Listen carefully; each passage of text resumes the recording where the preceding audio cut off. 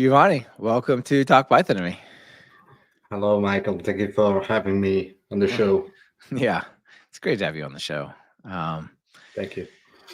some people you learn about just from like their public speaking or their writing, and other people you meet through their projects, right? And I got to know you through Granian, your Rust-based Python in other thing web server that I thought was really awesome. Started playing with it, and we started talking on GitHub around some ideas, and then here you are. Sort of explore more, learn more about some of your frameworks that like you created from. So I'm excited to talk about Emit, Granian, and a bunch of other things that you built, like kind of all to go together in a big mix there.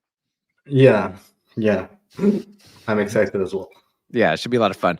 Before we get into all the details of all of that stuff, just tell us a bit about yourself. Yeah, sure. So I'm Giovanni Barillari. I actually born in Italy, but today I'm living in Vienna, in Austria. I'm actually a physicist. So yeah, I graduated in physics at the university. But let's say I started working as a software engineer, focused especially on web software, pretty soon after the university. So it's like 10 years something. I'm working as a software engineer, also like as a site reliability engineer. So let's just say I'm quite like on the backend side of the things usually. I actually started like contributing to open source software projects even before actually starting working as a software engineer. And particularly I started like contributing to the Web2Py project. It's a quite old project by Massimo Di Piero. Today I'm working as a site reliability engineer for Sentry. I bet that pretty much of the people know about Sentry. I didn't even know. Basically. Yeah, awesome. Yeah, I didn't even know that you work for Sentry until just a few minutes ago. That's pretty awesome. Obviously, people know Sentry; they're big supporters of the show and sponsor some of the episodes. But yeah, how's it like to work at Sentry? Must be fun. Well, it's super nice. A lot of talented people. They're super nice. It's a really nice environment to be within. So yeah, I'm super happy. Yeah, awesome. What does a software reliability engineer do? So let's say it might be a complicated question because, like, actually, the original title comes from Google. So let's say is kind of related to infrastructure and monitoring in software. So let's say, to simplify that, it's about be sure that everything runs smoothly with no incidents and stuff like that. Make sure you can monitor bugs, slowdowns, work on failover type of situations, that kind of stuff. Exactly. I imagine you probably use Sentry to monitor Sentry for reliability. Is that right?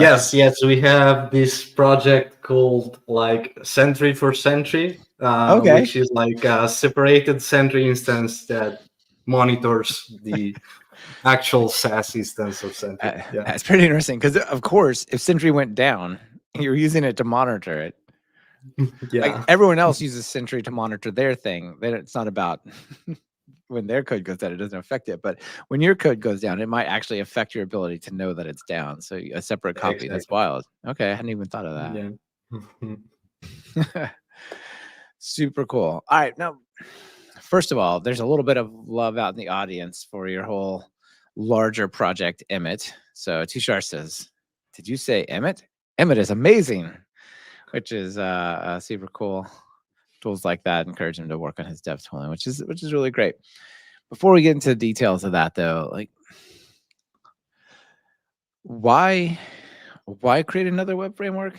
I don't mean this in a negative way. It's just like there's Flask and Django, and then we have FastAPI, and Yeah, there's a lot. so So why not just go? Oh, I'm just gonna use this one. Like, what inspired you to go? Like, I think I'll make one of them. I think we should go back a bit in time, because actually, like this year will be like the 10th birthday of like Emmett. So let's just say it's like Okay, a long time. so it's It's not out that new. there. Okay, I see. Yeah, yeah. So originally, it was released as it had like a different name.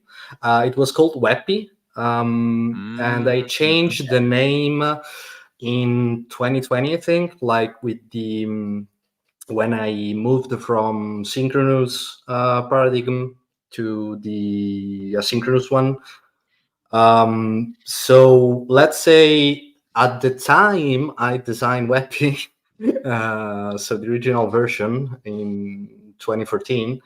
Um, the main thing was about so in that time, like it was like the time of Ruby on Rails being super popular, Yeah. and I originally started working in web development using Ruby on Rails, and when comparing, let's say, the amount of, let's say, batteries included in the box with of Ruby on Rails to the Python ecosystem. So the let's say that the major competitor at that point in time was Django, but let's say that the feeling I got from Django at that time compared to Ruby on Rails was completely different. Um, in a sense that I found myself like spending much more time on building stuff compared to Ruby on Rails, and this is also what like bring me to the Web2Py project, Web2Py community, because it was in a sense pretty similar in some of the design decisions with with RAR, and but at the same time, like once you start contributing to a web framework, you have time to like to dig into a lot of the internals and decisions, and so Web2Py at that time. So I used Web2Py to build my first the code behind my first startup, actually, and it had quite a lot of scaling issues at that time. So let's say at that point in time, I just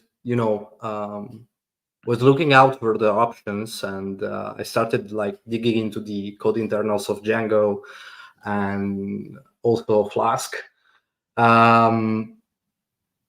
which I mean I really loved like the Flask approach of things, but at the same time it was so micro.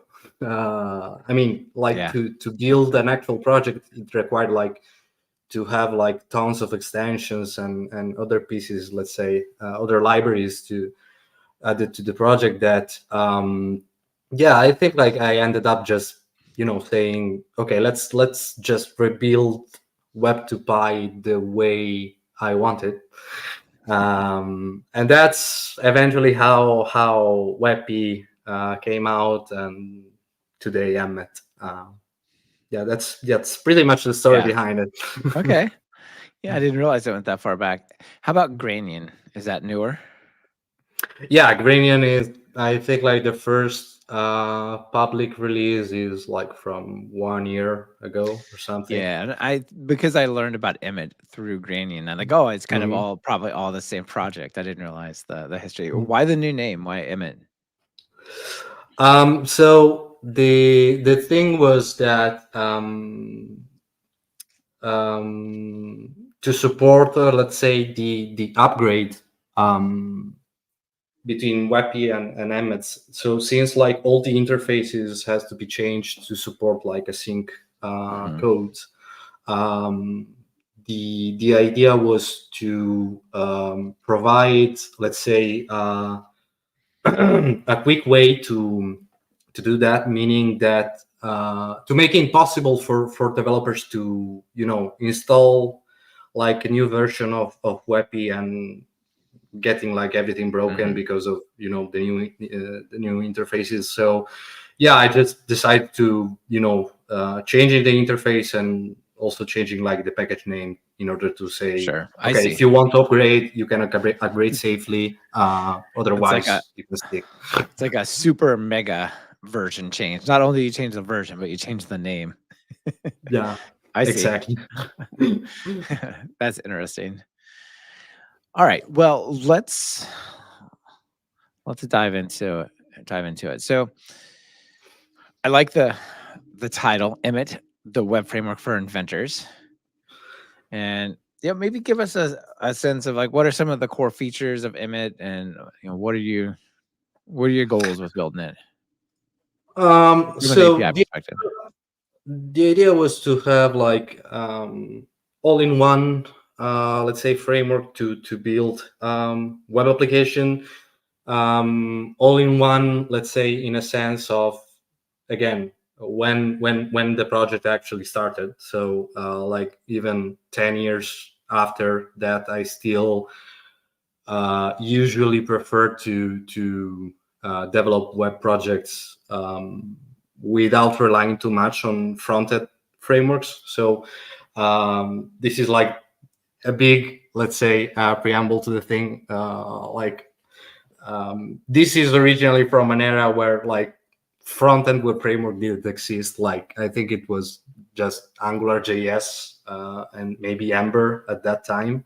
Yeah. Um, I mean, you're basically so describing my life in 2024 still. I'm a big fan of the server side frameworks, you know? exactly. Yeah, also because like it seems sometimes that we uh, reinvent like a lot of stuff to catch up like the beginning at the end. Like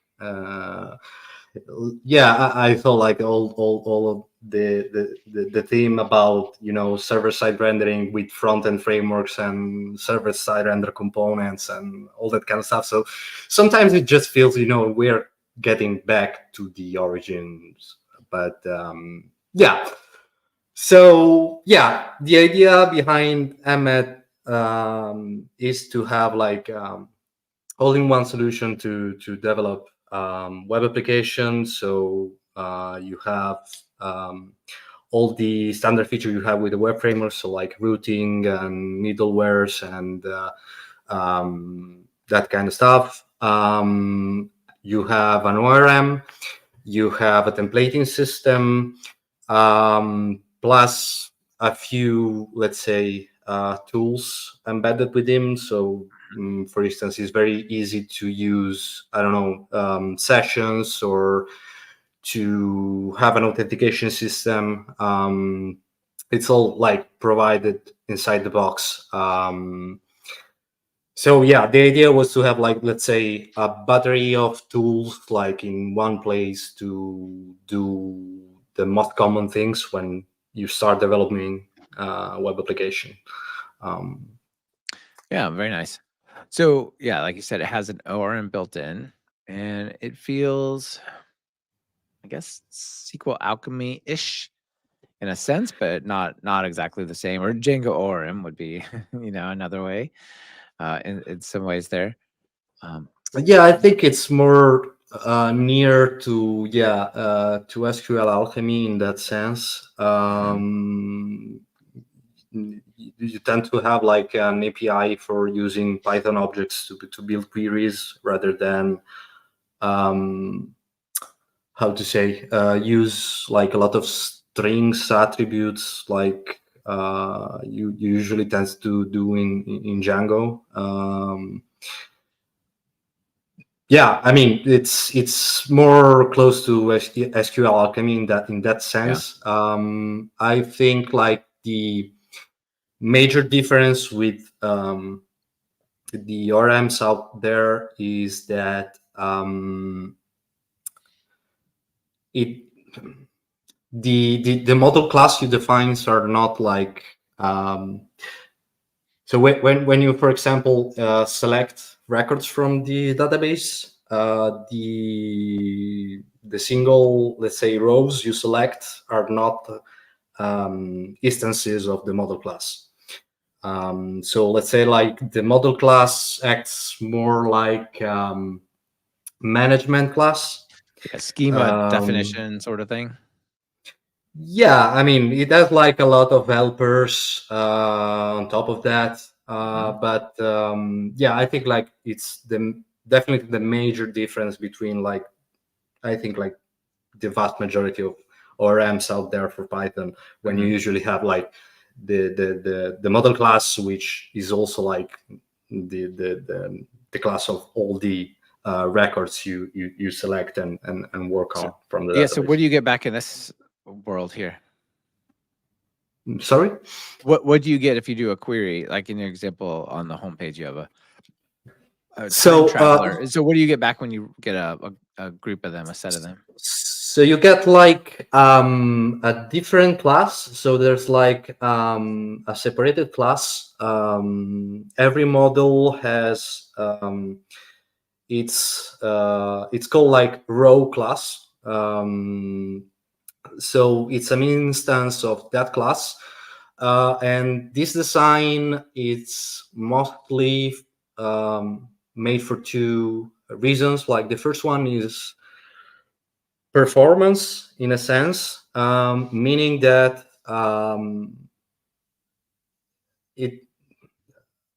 when you select records or operate on records, it avoids to fulfill like all those objects with the actual model class attributes or functions or methods And the validation and stuff. Yeah. Yeah.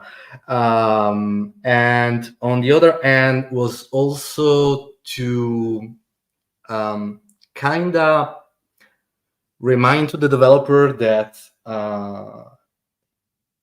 he is working with actual data from the database and not like real Python objects, in a sense.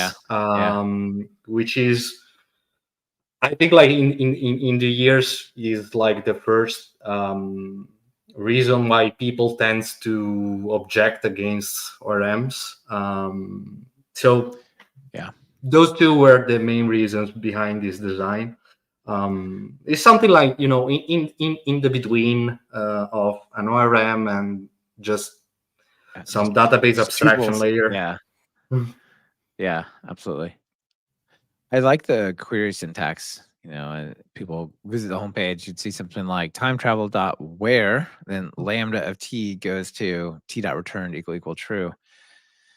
And while some of the ORMs let you write code in terms of like the class fields or whatever, it's never looked quite right because you're working with, say, the static value out of the class, whereas what you really are trying to talk about is the instance level of the record, right? So instead of saying T, you'd say time travel dot return, but we'd never test that because it's the the global value of it, right? And stuff like that.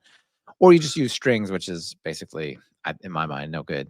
But what's cool, or also, do you want to do an or an and then what weird thing do you import to do the or, and like, how do you wrap the query and all that kind of stuff? Whereas if it's a lambda, you can just express the conditions Yeah, that's how you want. pretty much the idea. So like to use special methods from Python objects and translate those expression like in actually SQL code. So yeah. Nice.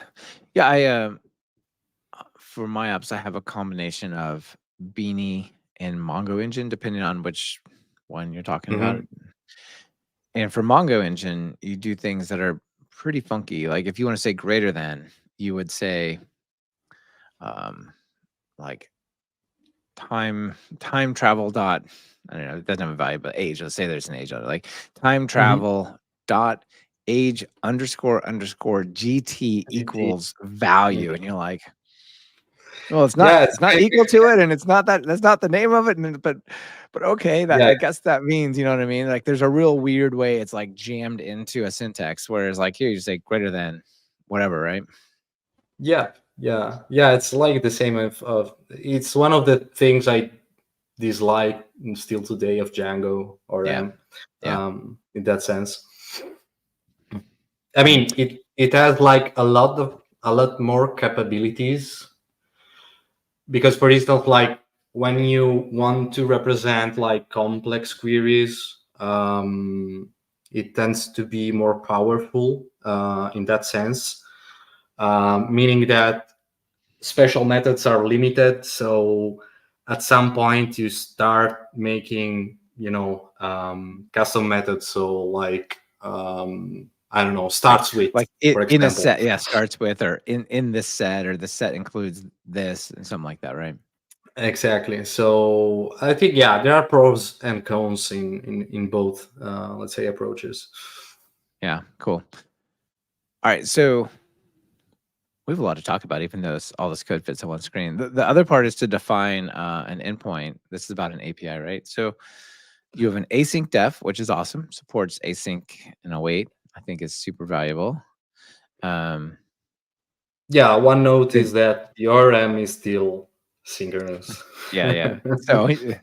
So what about that? Are you planning on adding an async thing, or are you just saying it's just synchronous? So it's like a very long story in a sense, because like I started asking myself the same question like several years ago, and I think like at some point probably I will end up doing that, in the same way SQL Alchemy did that, even if like I remember like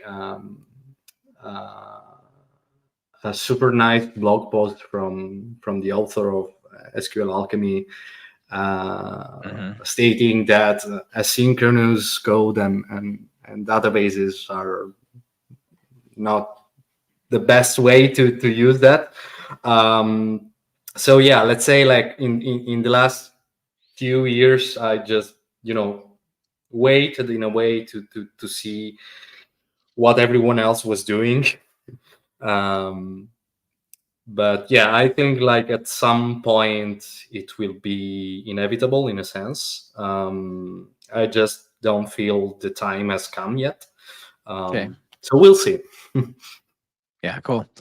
And then I guess the last thing to talk about is you have a decorator app.route, pretty straightforward. Yeah. But then you also have a at service.json. What's this decorator do? So you can think about that decorator, like the service decorator, as like the JSONify function in Flask. So in Emmet you have like both the JSON service and the XML service. Because like in old times, I had to write stuff to talk with XML endpoints and stuff like that. So So it's just an easy way to wrap and say everything that returns from this function just serialize in JSON or XML or whatever. Right. If I return, rather than a response, just return a dictionary and it'll do the serialization, right? Exactly. Nice. And the audience, Klutz asks, does it generate an open API documentation? Like does it automatically generate documentation? So from standard routes, no. There's an extension though, meaning that if you plan to design REST let's say, APIs with Emmett. There's an extension for that. It's called Emmett REST, which let's say gives you like more tools to structure your routes and serialization and deserialization and all that kind of stuff. And that extension also brings OpenAPI documentation generation. Eventually, let's say the OpenAPI documentation generation will come also to plain routes in Emmet, but there's quite a few of design implied to do that, meaning that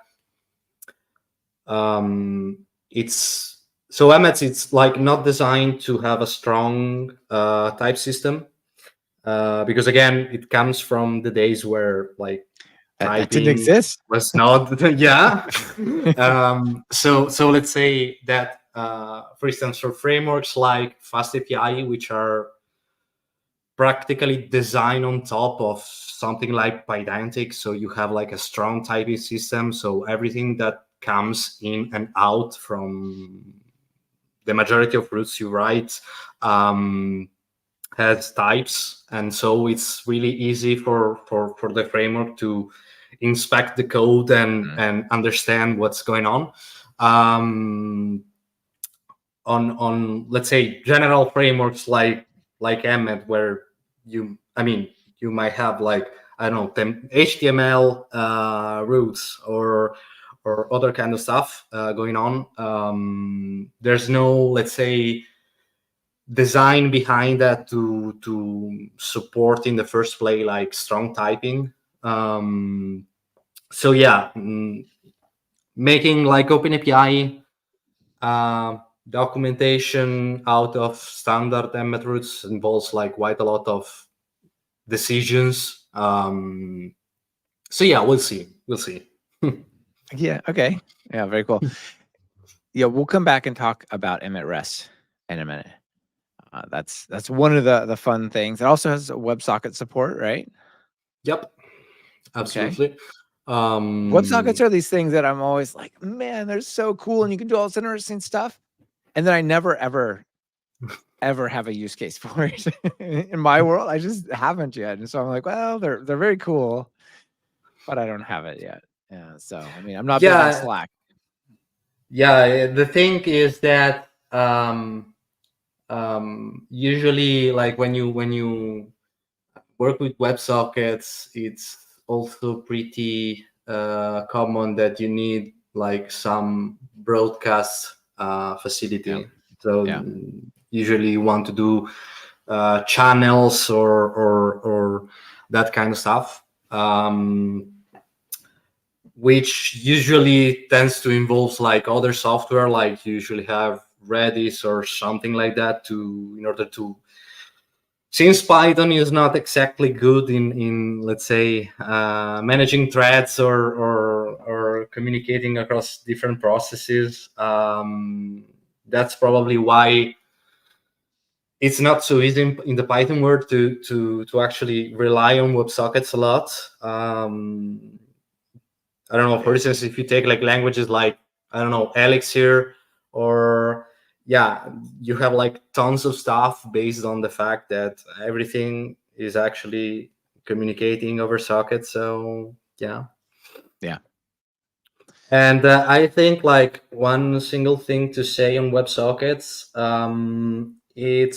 I think Emmet is the only or one of the few frameworks that allows you to write middlewares with sockets. So you can so if you have like your chain of middlewares on the application, you can also define behaviors for the same middlewares to behave on WebSockets. So you can probably reuse like a lot of code. Like, I don't know, if you are in a WebSocket and need to talk with the database, you can use the same middleware for the database connection you use on the standard request. So I think that's might be worth noting. Yeah, absolutely. Another thing that's interesting that I don't see in a lot of ORMs. They kind of just leave it to the, well, it's SQL, so you write it, is aggregation, Mm-hmm. right? The aggregation stuff you have here is pretty interesting, where you do a bunch of calculation type stuff in the database and then get a sort of the results back, right? So here you can say like select, talking about an event, like event.location, get the counts, and then group by this thing, order by that, having these sort of right? That's pretty unique. I don't see that in a lot of ORMs. Yeah, I think like you can do pretty much the same with the SQL Alchemy, but probably like the syntax is less sugarly, let's say.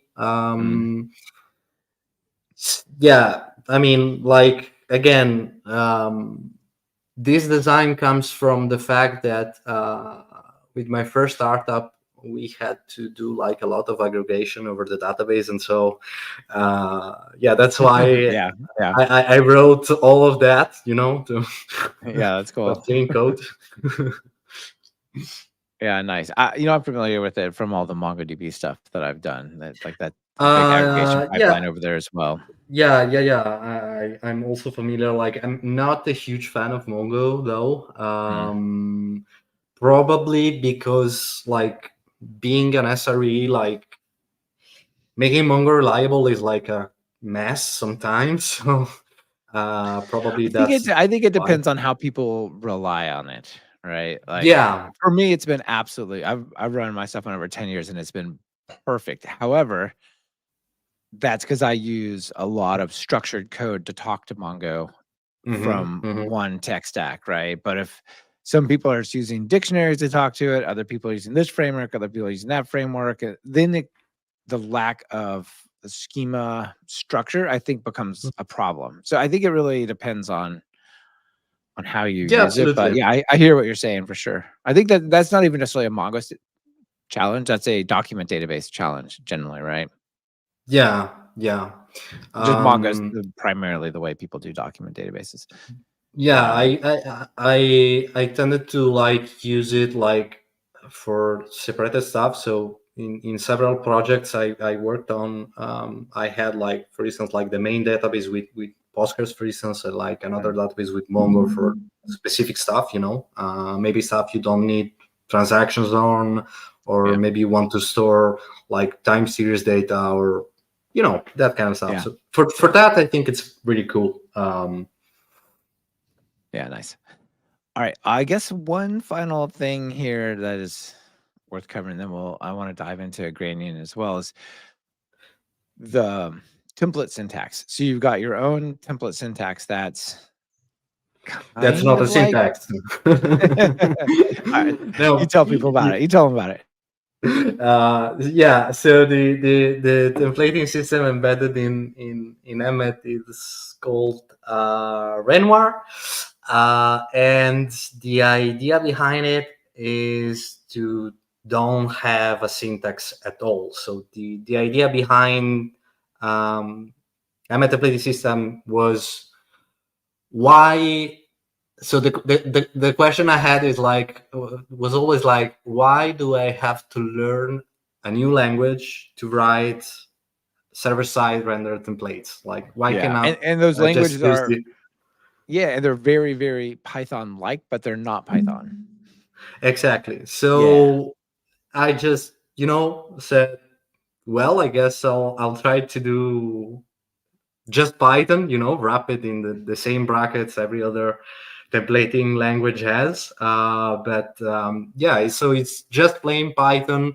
You can do pretty much everything you can do in Python. You can even do imports inside. Not that I suggest to do that, but you can do that. Don't go The create only PHP, people. Come on now. exactly.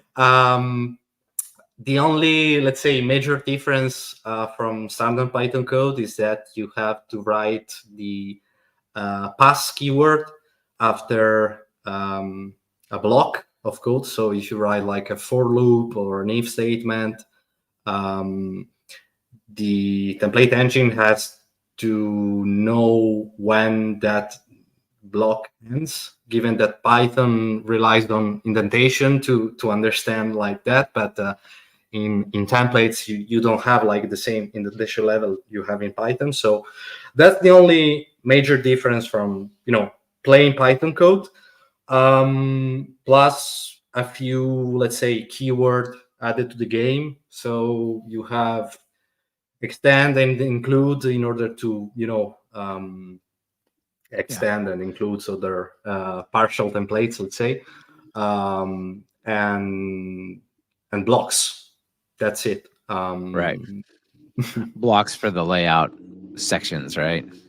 Yep, exactly. Yeah, that's really nice. I like the idea. I'm sure there are people listening that'd be like, I would like to try this stuff out, but I've got 10,000 lines of Jinja, or I've got 10,000 lines of Chameleon, or yeah, whatever. I know. What's the story? I'm working in the office with Armin Ronacher every day, so yeah, the amount of Jinja code we have in Sentry is like huge. So yeah, I perfectly like understand the point. I don't have like a let's say a marketing line for selling Renoir. It's just something that so today I'm equally familiar to Jinja templates and Renoir templates. I'd say it really depends on how you usually structure your application code. So I think like one good way to try out Renoir is if you tend to don't use a lot like Jinja filters or stuff like that. That might be a good case scenario to trying out Renoir. But of course, it has to be like a new project because like converting. I mean, there's no sense into moving, translating code from one system to another once you pick. It's not super different. So I think you change an end if to a pass, for example, or end for into a pass. But I was thinking more: is there a way to use Jinja within Emit, right? Instead of using Renoir? Yeah. I mean, there's no plain, there's no real extension for that. But I mean, if you create like a Jinja instance over the Emmet application, you can call it like in your roots. You can even like create a middleware for that. So I think it's pretty easy also to set up Emmet to work with Jinja. Yeah, I would think so. I created Chameleon FastAPI, which lets you basically put a decorator on FastAPI endpoints, and it does Chameleon template rendering with the dictionary instead of REST endpoints. It wasn't that more. You basically just have to juggle it from behind. So I imagine you could someone could create a Jinja decorator, like you have service.json, like a template.jinja or whatever, something like that, right? Probably. Yeah, absolutely. That said, I'm not a fan of Jinja. I think it's overly complicated. So I'm not I'm not suggesting it. But the reality is, even as much as I've tried to fight against it, is that the majority of Python web HTML, dynamic HTML, is done in Jinja these days. Yeah. Right? Probably true. Yeah, you kind of got to live in that space, even if you don't want to. All right. And let's talk about the thing that I talked about at the opening is Granian. Where's Granian gone? There we go. So this is how, as I said, I got to learn about this framework and what you're doing and stuff with Granian. Tell us about Granian. And before, as a way to sort of kick this off, Cody, who I've had on the show before from Lightstar, says, thanks for the work on Granian. I've had an excellent time using it with Lightstar. Lightstar is also awesome. Yeah, thanks to Cody. Yeah, so tell us about it. Yeah, so as the description suggests, is just an HTTP server for Python application. So it's the same. It has the same scope of UVcorn, GUnicorn, Hypercorn, and all that libraries. The main difference compared to every other HTTP server for Python application is that it's not written in Python.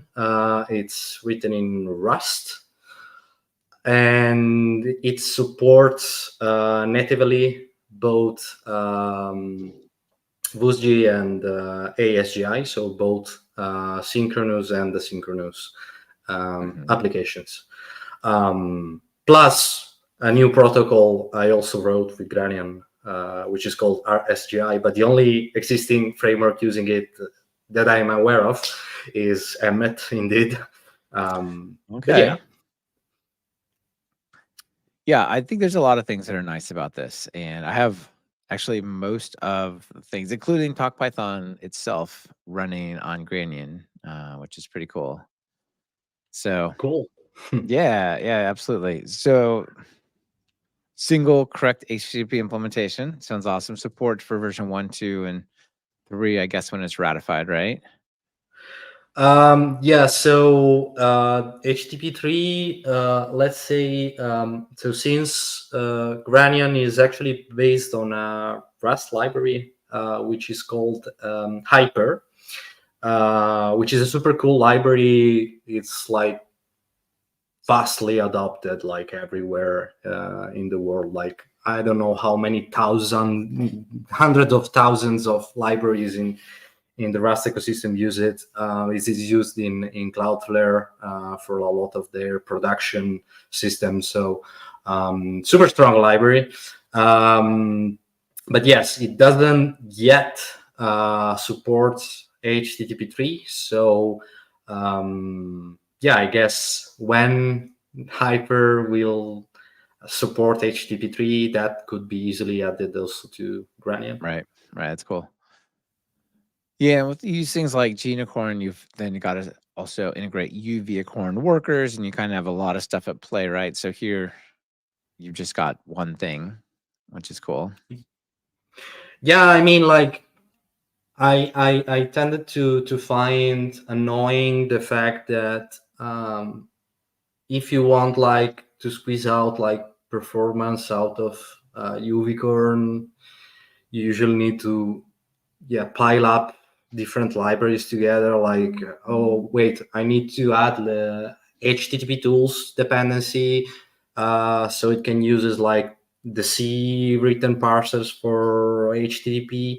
Oh wait, and probably I want some process management, so I need also GUnicorn. It's not super easy, like for starters at least. Yeah. And I guess maybe we should just set the stage a little bit for the people that don't live and breathe Python web deployment topologies. So typically you would have something like Nginx or Caddy that the browser actually talks to. And then behind the scenes, you set up those, let's just say Nginx, to when there's a request for a dynamic content or Python-based content, as opposed to like a CSS file or something, then it will talk to this category of servers that then maybe is juggling multiple processes so that it can increase the scalability of your Python apps and stuff like that, right? So Granian lives in that sort of bubble behind Nginx typically, right? Use it other ways? Yes and no, meaning that you can also deploy it like on the edge. So I think it really depends how you structure, let's say, your code. So so for instance, like for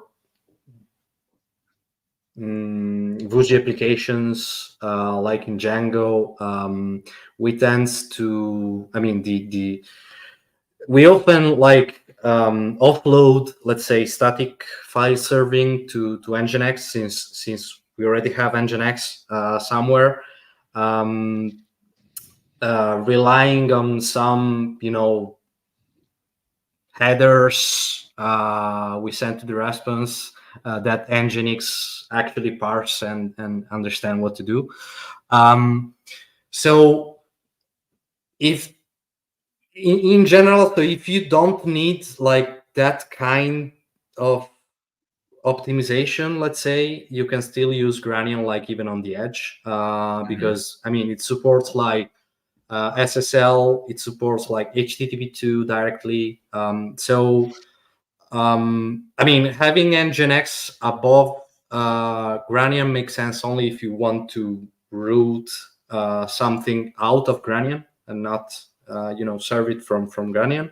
But yeah, in general, I'd say that you can use it in both ways, like behind Nginx or not, Okay. up to the specific needs of the application, let's say. Yeah. Yeah, I have one Nginx Docker server container handling like 15 different apps. And Mhm. so for me, that's kind of the setup. But uh, typically, the SSL that I do is over Let's Encrypt using certbot. How do I, if I want to do HTTPS with Granian, how do I do it? I mean, you can keep like the Let's Encrypt and ACME-SH generation thing, because Granian supports the SIGAP signal. So whenever you need to refresh the certificate, you can issue a SIGAP to the Granian process, and that process will reload the workers picking up the new certificate. So I think it's pretty straightforward. I mean, if you already manage like SSL certificates and like renewal chain and all that kind of stuff, it's pretty straightforward to do Okay. the same in Granian. You can just pass, the paths to the certificates to the CLI command, or even use environment variables. Up to you. Gotcha. Okay. One thing that I thought was pretty interesting was the performance. Not necessarily that it's so much faster, but that it's so much more consistent. Do you want to talk about that a little bit?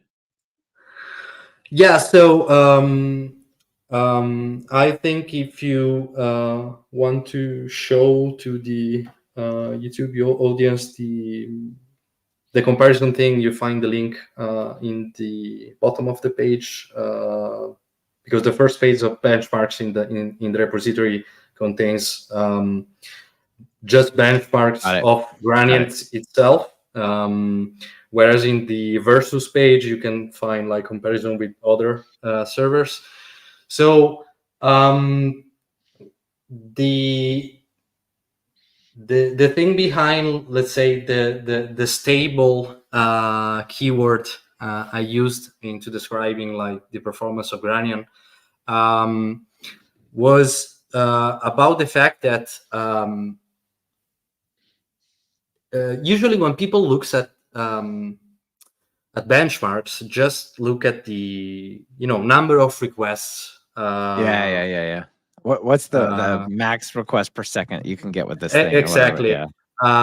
But the another like very important value, at least to me, is like the latency, because you can still serve like a lot of requests in parallel, but the amount of time each request will take to be served, it's also like important. I mean, I can serve like 1,000 requests per second, but if those requests takes a second, or it takes like 10 milliseconds, it's like a huge difference for the Yeah. end user. Yeah. And so the thing is that from at least from benchmarks, it appears that the way Granian it works, which relies on having like all the network stack separated from Python. So all the IO, the real IO part involving the network communication is not tied to the Python interpreter and so it doesn't suffer from the global interpreter lock and threads getting blocked between each other. It seems to make like Granian to be more, let's say, predictable in response time, meaning that both the average latency and the maximum latency you have in the benchmarks is much lower compared to other, let's say, implementations, other HTTP servers. So yeah, it's not like super faster. It won't make obviously it won't make the Python code of your application faster. We can shut down all of our servers except for one $5 DigitalOcean server and just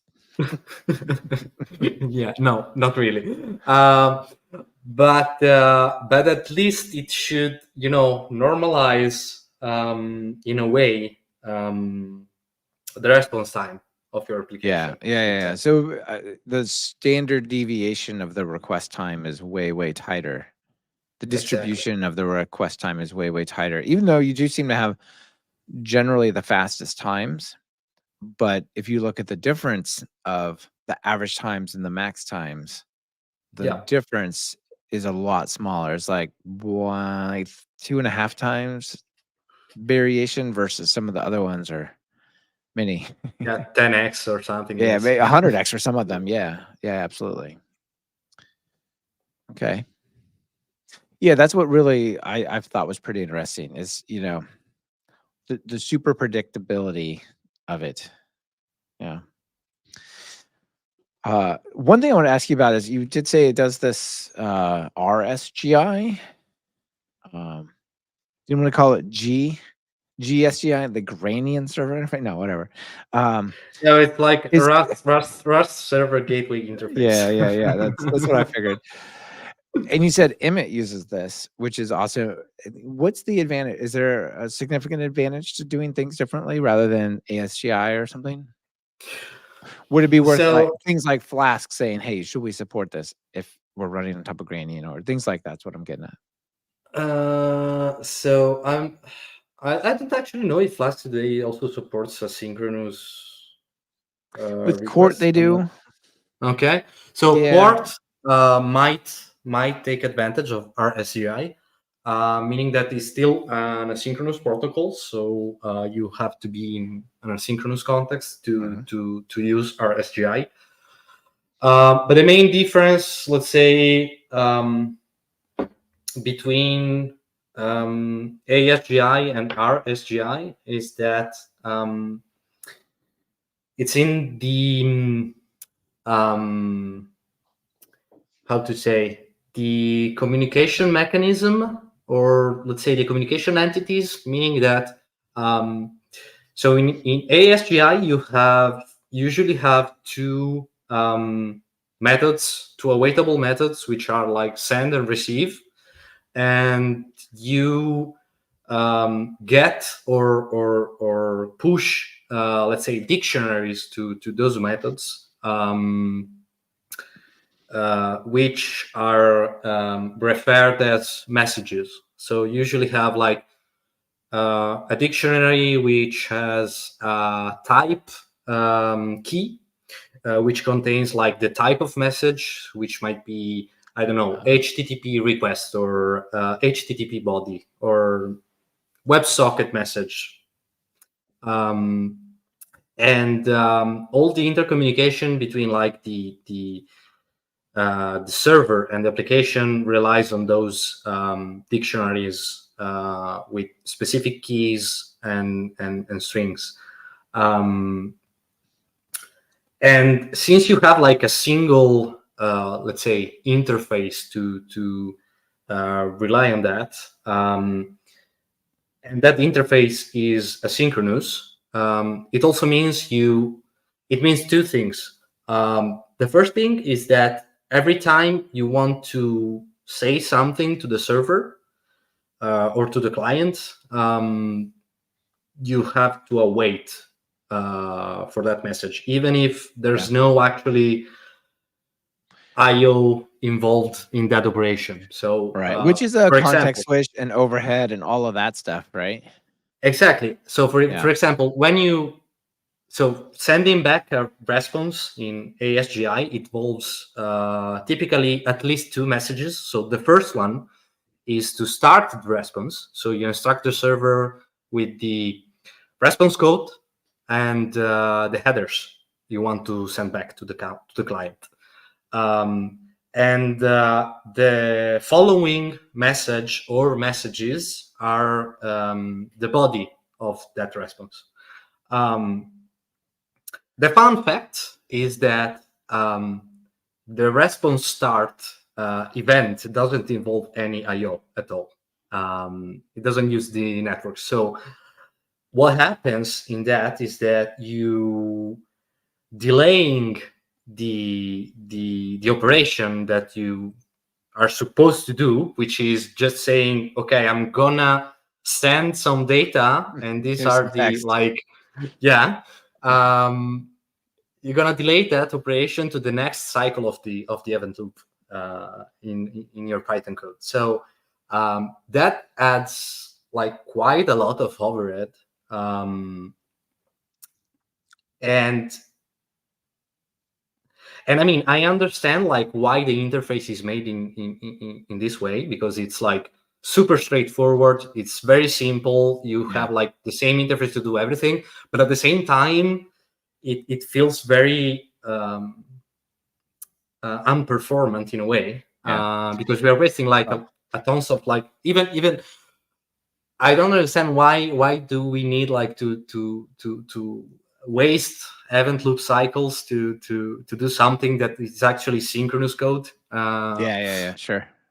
And so yeah, RSGI changed this in a way that you have interfaces which are synchronous or asynchronous depending on what you're actually planning to do. For example, like if you have the entire body, so if your root returns, I don't know, a JSON string, okay, you don't need to actually await for sending the body, because you already have like all the bodies. So Right. the It's all in interface in memory. our Yeah, there's no IO. yeah the It's not like a interface file stream yeah. pointer or whatever they said to return. Yeah. Exactly. So in that case, in RSGI, you can use a synchronous method to just move the body to the server and just let the response goes. Nice.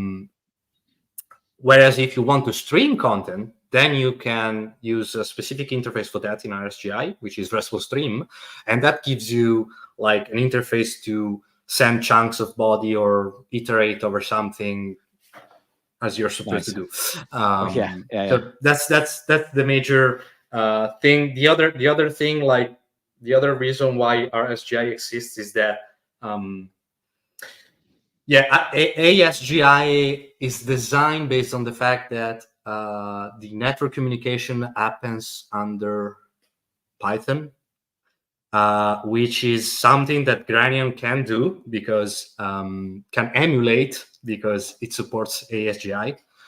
But that also makes that also waste. So if you have the chance to have a different implementation, that makes like things a lot more difficult to implement, meaning reasoning like if you were in Python but you're actually in a different language. So yeah, that's the other reason why RSGI exists.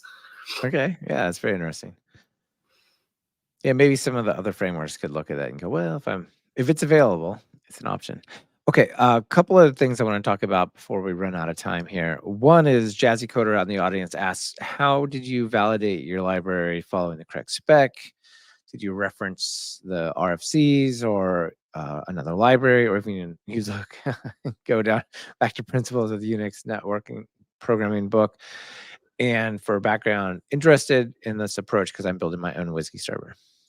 Okay, cool. So the idea. So I mean, WSGI protocol is like documented in a PEP, so I just implemented tests that respect what is defined into the original PEP about WSGI, with just an exception. So the only exception in for Granian in WSGI protocol is that it's able to serve HTTP2 over WSGI, which is not supposed to happen, but with Granian you can serve your WSGI application directly with HTTP2. Yeah. But yeah, that's the way I was sure to respect the Yeah. protocol. How about like the And HTTP protocol? Are you using just a library that already has it all figured out, or yes. I mean, reinventing the wheel, like also for HTTP handling, was something I wasn't looking for. no? I wouldn't So want to yeah, do it either. hyper is again super battle tested. It's used by Yeah. I don't know, something like Cloudflare in production. So And this is a Rust crate or something like that. yep, Okay. yeah, exactly. Awesome. All right, very cool. The other thing I want to Um, ask you about, or just let you speak to real quick, is there's a bunch of features, like specifying the HTTP interface level. Like, do you want to restrict it to 1 or 2? Yeah, you might care Yep. because there was a vulnerability in HTTP2 to create like some kind of too much work or too many retries or something recently. So maybe you want to switch it to 1 for a while. I don't know. Yeah, Fun maybe just fact: talk about some of Granian, the. Yeah, go ahead. Fun fact: Granian wasn't affected by that because Hyper, the library behind it, wasn't affected by that back then. Oh, nice. That's awesome. Yeah, I figured basically you just, in this case, you wait until Hyper either fixes it or Hyper's not a problem, right? Which is great. But maybe just talk about some of the things that we haven't touched on that are interesting, like blocking threads or threading mode or specifying the loop or so on. So yeah, so in Granian, so since Granian has this unique architecture where you have an event loop running on the Rust side. So for instance, if you're like deploying your ASGI application with Granian, you will have two event loops, like the Python one, the ones that runs your code, and also a Rust event loop, which is actually the Tokyo runtime, is another super popular crate in the Rust ecosystem. There are different way to run the Rust runtime, meaning that Rust is not limited to having a single thread running the loop, and thus you can have an event loop running on several different threads on the Rust side. And so the threading mode option in Granian lets you specify that behavior, meaning that if you use the runtime option, you will end up having like multi-threaded runtimes on the Rust side, whereas if you specify the workers option for the threading mode, it will still use a single threaded runtime also on the Rust side. If The you option say is the runtime mode, did the workers themselves each get multiple threads? Is that how that works? yes, exactly. Okay. So in runtime mode, every worker has multi-threaded runtimes, whereas on the worker side, you have like the worker is also the runtime. Yeah, got it. And the option What is about there because, like, depending on the load of your application, like one of the two might work better. sure. Depends on the IO and CPU boundness of your application. So, yeah. I don't want to go too much into these, but if I set threading mode to runtime, is it reasonable to have just one worker? or is it still make sense to have multiple workers on for a Python app? So the thing is that with a single worker, so the workers will spawn their own Python interpreters. So every worker is limited to the global interpreter lock, meaning that Yeah. Even if you spawn like a single worker with, I don't know, 12 threads, those 12 threads will run in the Hey, Rust code. yeah. But they share But a single Python runtime, which means exactly. all the things that means. Exactly. Okay. So the only way to scale, so the workers is the way to scale, let's say, the Python code of your application. Threads and threads are useful to scale the Rust runtime of stuff, the Rust side of stuff of the things, meaning that those will be like the amount of threads used by Rust to handle your requests. So, for example, if your application opens like a tons of WebSocket, maybe you have like a WebSocket service, it might be handful to spawn more threads for the Rust side, so it can actually handle more of those requests in the WebSocket land. And the blocking threads are mostly relevant only for the WSGI protocol, meaning that the blocking threads are the amount of threads used by Granian to interact with Python code. So on RSGI, since you will have like the event loop, there's no so much difference in how many blocking threads you spawn, because those blocking threads will still have to schedule stuff on the Python event loop.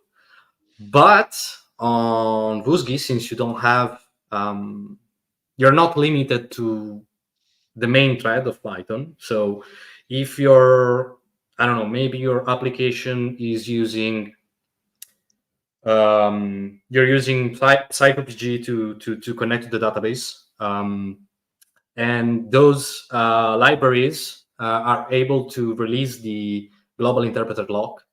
So having multiple blocking threads on WSGI might be helpful, still be helpful, because like all the code which doesn't involve the GIL will be able to run in parallel. Right.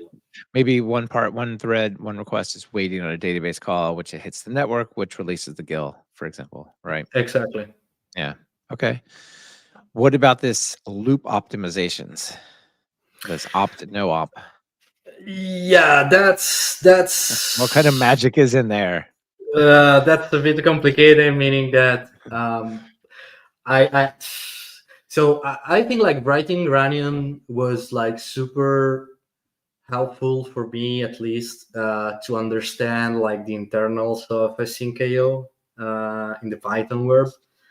And if I have to be honest, I don't really like how Async.io is implemented behind the hood. But anyway, yeah, I feel like you have to juggle. You have to be so aware of what loop is running. Has a loop been created? Is there a different one? Have I got the wrong loop? Like all of that stuff, it should be utterly transparent. And I should just tell Python, I want to run stuff in a loop. And I don't want to, it's, I don't want to, it's not like I'm managing the memory or juggling, the GC. Like I feel like async IO should be the same. You should say, I want to run stuff asynchronously, and maybe somewhere I've configured that, or maybe it's automatic or whatever, but just do it. And you're always kind of like, for example, if you talk to the database asynchronously at the start of your web app, and then you use FastAPI and you try to use it in your request there, it'll say, well, you're on the wrong event loop. It's like, well, yep. Why do I care about this? Just run it on the loop. Like, you know what I mean? Like that's been a complaint of mine since 3.5, but hey, nobody asked me. So yeah. So Yeah, and those, let's say, optimizations are actually a few hacky parts. In fact, like I think like FastAPI doesn't work with loop optimization enabled with Granian because um, it skips.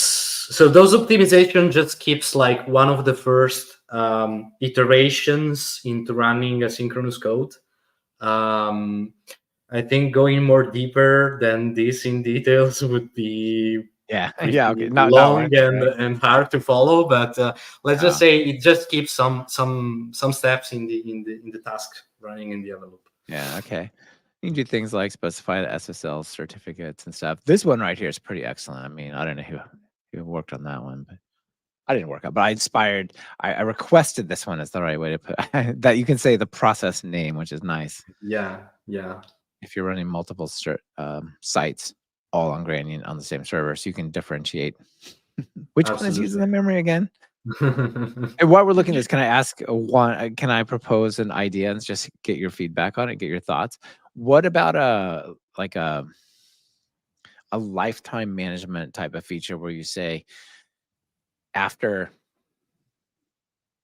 10,000 requests, just Mhm. recreate the worker, or after um, an hour, recreate the worker, or something like that. Is this a thing that is in any interest to you?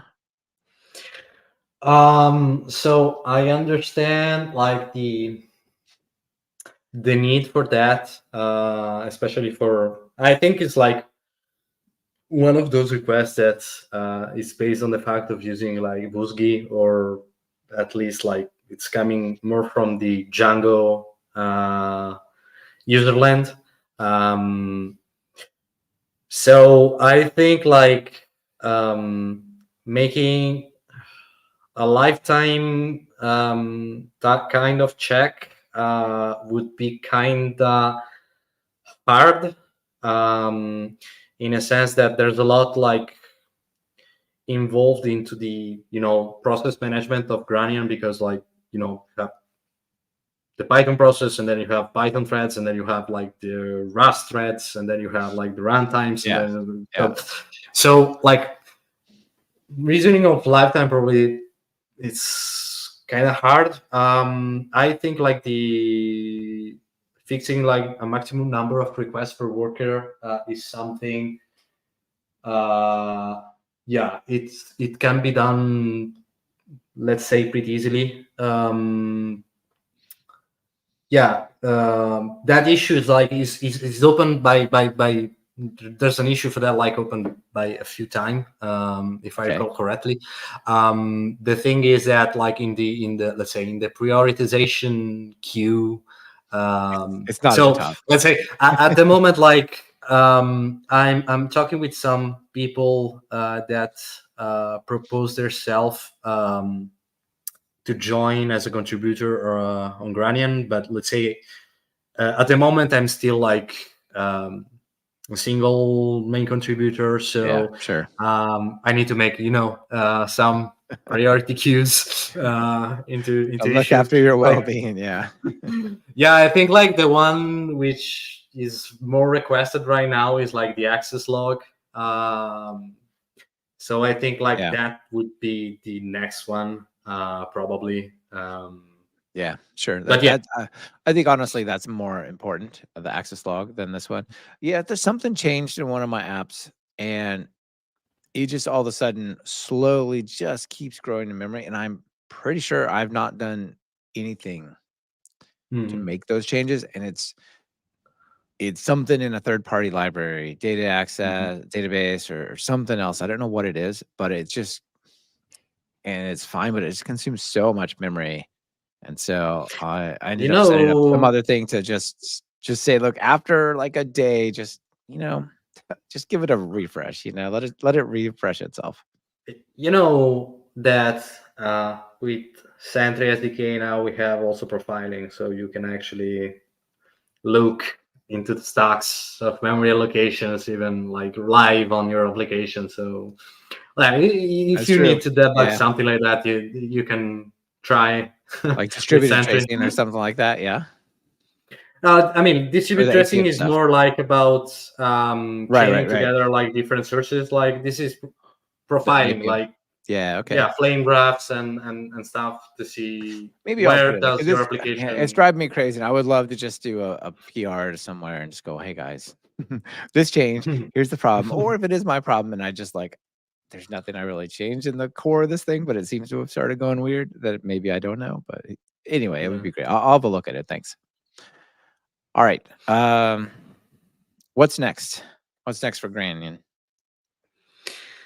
Yeah, I think like fulfilling a couple of feature requests, like the access log, like the worker max requests, or a few, let's say, minor things in that sense. I think like in terms of major features, it's pretty solid at the moment as a server. After, let's say, the idea is like after these feature requests,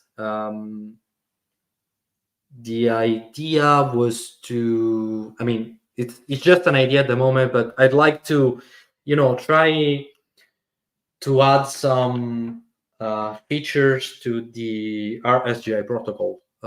For example, we talked before about channels and WebSockets. So as I said before, like I find very annoying, like every time I want to, make even just a chat room, I need to, put Redis there and manage Redis and whatever. And not like that kind of complexity to my project. And so I was thinking about like embedding some broadcasting features into the RSGI protocol, because like while all other servers for Python are written in Python, and so they're like still bound to the process paradigm of Python, on the Rust side of things that's not true anymore. So the idea, would be to have something to broadcast messages between processes and even different cool. Granian servers. So yeah, that's what I have on my table at the moment. All right. Well, excellent. And thanks for working on this. It's an excellent project, and it's really cool to see like kind of the innovation, like you were saying just there. If it's not in Python, if it could be in Rust, like what would we change that would make that more capable even for the Python people, right?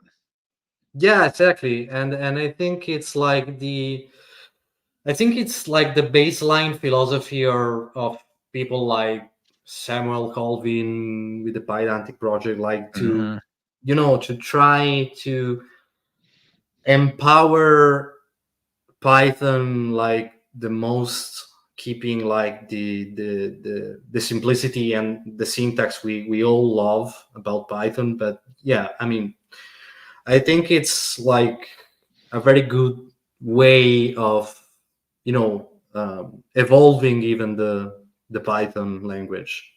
Yeah, absolutely. Sometimes you'll hear people say Python is slow, and then like in some sort of pure sense, that's true. But then, you put it on top of things like Granian, and all of a sudden it's awesome, right? So thanks for playing your part in that. Thank you to you. Yeah, you bet. And thanks for coming on the show. See you next time. Thank you. Bye. Bye.